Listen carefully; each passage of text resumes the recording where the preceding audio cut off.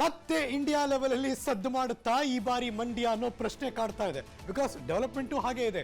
ಮಂಡ್ಯ ಅಭ್ಯರ್ಥಿಗಾಗಿ ಒಂಥರ pressure politics ಜೋರಾಗಿ ನಡೀತಾ ಇದೆ. ಅದಕ್ಕೆ ಸಂಬಂಧಪಟ್ಟಾಗೆ ಬ್ರೇಕಿಂಗ್ ನ್ಯೂಸ್ ತಗೋತಾ ಇದ್ದೀನಿ.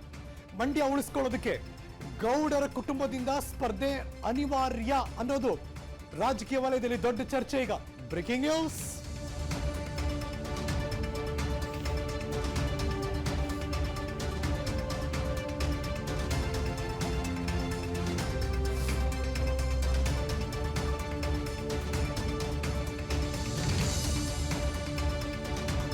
ಹಳೆ ಮೈಸೂರು ಭಾಗ ಅಂದಾಗ ಜೆಡಿಎಸ್ ಪ್ರಬಲವಾಗೇ ಇದೆ.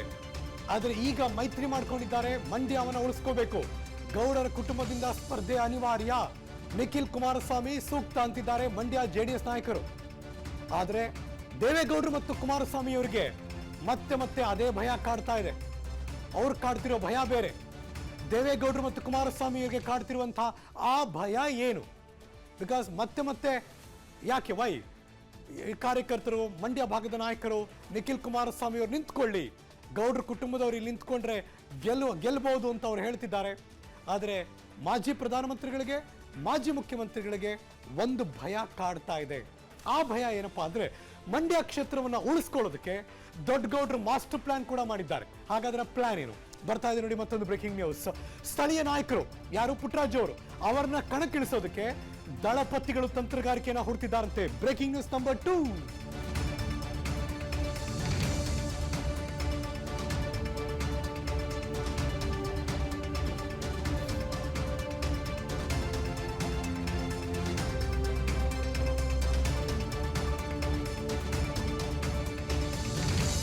ಮಂಡ್ಯ ಭಾಗದ ಜೆಡಿಎಸ್ ನ ಪವರ್ಫುಲ್ ಮ್ಯಾನ್ ಅಫ್ಕೋರ್ಸ್ ಪುಟ್ಟರಾಜು ಅವರು ಇದ್ದಾರಲ್ಲಿ. ಅವ್ರನ್ನ ಕಣಕ್ಕಿಳಿಸೋದಕ್ಕೆ ತಂತ್ರಗಾರಿಕೆಯನ್ನು ಮಾಡ್ತಿದ್ದಾರೆ. ಆದರೆ ನಿಖಿಲ್ ಕುಮಾರಸ್ವಾಮಿ ಸ್ಪರ್ಧೆಗೆ ಮಂಡ್ಯ ನಾಯಕರು, ಮುಖಂಡರು ಪಟ್ಟು ಹಿಡಿತಿದ್ದಾರಂತೆ. ಈ ಬಾರಿ ನಿಖಿಲ್ ಅವರು ಸ್ಪರ್ಧೆಯಿಂದ ಗೆಲ್ತೀವಿ ಅಂತ ನಾಯಕರು ಹೇಳ್ತಿದ್ದಾರೆ. ನಿಖಿಲ್ ಕುಮಾರಸ್ವಾಮಿ ಸ್ಪರ್ಧೆಯಿಂದ HD ಕುಮಾರಸ್ವಾಮಿ ಅವರು ಹಾಗೂ HD ದೇವೇಗೌಡರಿಗೆ ಆತಂಕ ಅಂತೂ ಇದ್ದೇ ಇದೆ. ನಿಖಿಲ್ ಸ್ಪರ್ಧೆ ಮಾಡಿದ್ರೆ ಸ್ಥಳೀಯ ನಾಯಕರ ಮಟ್ಟದಲ್ಲಿ ಏನಾಗುತ್ತೆ ಅನ್ನೋದು ಈಗಿರುವಂತಹ ಒಂದು ದೊಡ್ಡ ಪ್ರಶ್ನೆ. ಕೈ ಆರೋಪ ಮಾಡುವ ಸಾಧ್ಯತೆ ಇರುತ್ತೆ. ಜೊತೆಗೆ ಈಗಾಗಲೇ ವಿಧಾನಸಭೆ ಮತ್ತು ಲೋಕಸಭೆಯನ್ನ ಸೋತಿದ್ದಾರೆ ನಿಖಿಲ್ ಕುಮಾರಸ್ವಾಮಿ ಅವರು. ಹಾಗಾಗಿ ಎಲ್ಲೋ ಒಂದ್ ಕಡೆ ಅವರನ್ನು ನಿಲ್ಲಿಸಿ ಮತ್ತೆ ಸೋತರೆ ದೊಡ್ಡ ಮಟ್ಟದಲ್ಲಿ ಭಾರಿ ಹಿನ್ನಡೆ. ಮತ್ತೊಂದು ಬಾರಿ ಸೋತ್ರೆ ಒಂಥರ ಹೆಂಗೆ ಅಂದ್ರೆ ಪೊಲಿಟಿಕಲ್ ಲೈಫ್ ಎಂಡ್ ಅಂತ, ರಾಜಕೀಯ ಜೀವನ ಮುಕ್ತಾಯ, ದಿ ಎಂಡ್ ಆಗ್ಬಿಡ್ಬಹುದೇನೋ ಅನ್ನುವ ಆತಂಕ HD ಕುಮಾರಸ್ವಾಮಿ ಅವರಿಗೆ ಮತ್ತು HD ದೇವೇಗೌಡರಿಗೆ. ಹಾಗಾಗಿ ನಿಖಿಲ್ ಕುಮಾರಸ್ವಾಮಿ ಅವರು ಮುಖಂಡರ ಅಥವಾ ಕಾರ್ಯಕರ್ತರ, ನಾಯಕರ ಒತ್ತಡದಿಂದ ನಿಲ್ಲಿಸುವುದಾ ಅಥವಾ ಇಲ್ಲಪ್ಪ ಪ್ರೆಸ್ಟೀಜು ಉಳಿಸ್ಕೊಳ್ಳೇಬೇಕು ನಾವು ಅಂತ ಆ ಭಾಗದ ನಾಯಕ ಪುಟ್ಟರಾಜು ಅವ್ರನ್ನ ಕಣಕ್ಕಿಳಿಸೋದಾ ಅಂತ. Let's go live. ಮತ್ತಷ್ಟು ಮಾಹಿತಿ ಕೊಡೋಕೆ ನನ್ನ ಸಹೋದ್ಯೋಗಿ ಪೊಲಿಟಿಕಲ್ ಬ್ಯೂರೋ ಮುಖ್ಯಸ್ಥ ಮಾರುತಿ ಪಾವಗಡ ನೇರ ಸಂಪರ್ಕದಲ್ಲಿ ಜಾಯಿನ್ ಆಗ್ತಿದ್ದಾರೆ. ಮಾರುತಿ ನಮಸ್ಕಾರ, very good morning. Ultimately election ಅಂದಾಗ ಗೆಲ್ಲಬೇಕು ಅನ್ನೋದೊಂದು ಮಾನದಂಡ ಇದ್ದೇ ಇರುತ್ತೆ ಯಾವಾಗಲೂ ಕೂಡ, ಗೆಲ್ಲುವ ಅಭ್ಯರ್ಥಿಗೆ ಟಿಕೆಟ್ ಅಂತ. ಬಟ್ JDS ನಲ್ಲಿ ಏನಾಗ್ತಾ ಇದೆ? ಕೃಷ್ಣರಾಜ ಕಳೆದ 4 ಚುನಾವಣೆಗಳಿಂದಲೂ ಕೂಡ ಮಂಡ್ಯ ಇಂಡಿಯಾದಲ್ಲೇ ಸದ್ದು ಮಾಡ್ತಾ ಇದೆ. ಅದು 2013ರಲ್ಲಿ ಅಂದು JDS ಅಲ್ಲಿದ್ದಂತಹ ಚಲುವರಾಯಸ್ವಾಮಿ ಅವರು ವಿಧಾನಸಭೆ ಪ್ರವೇಶ ಮಾಡಿದಾಗ ಉಪಚುನಾವಣೆ ನಡೆದಿತ್ತು. ಅವತ್ತು ನಟಿ ರಮ್ಯಾ ಅವರನ್ನ ಕೊನೆ ಕ್ಷಣದಲ್ಲಿ KPCC ಅಧ್ಯಕ್ಷರಾಗಿದ್ದಂತಹ ಪರಮೇಶ್ವರ್ ಅವರು ಅವರನ್ನ ಅಭ್ಯರ್ಥಿಯನ್ನಾಗಿ ಮಾಡೋದರ ಮುಖೇನ ಇಂಡಿಯಾದಲ್ಲೇ ಸದ್ದು ಮಾಡುವಂತ ಒಂದು ರೀತಿಯಲ್ಲಿ ಆ ಒಂದು ಚುನಾವಣೆ ನಡೆದಿತ್ತು.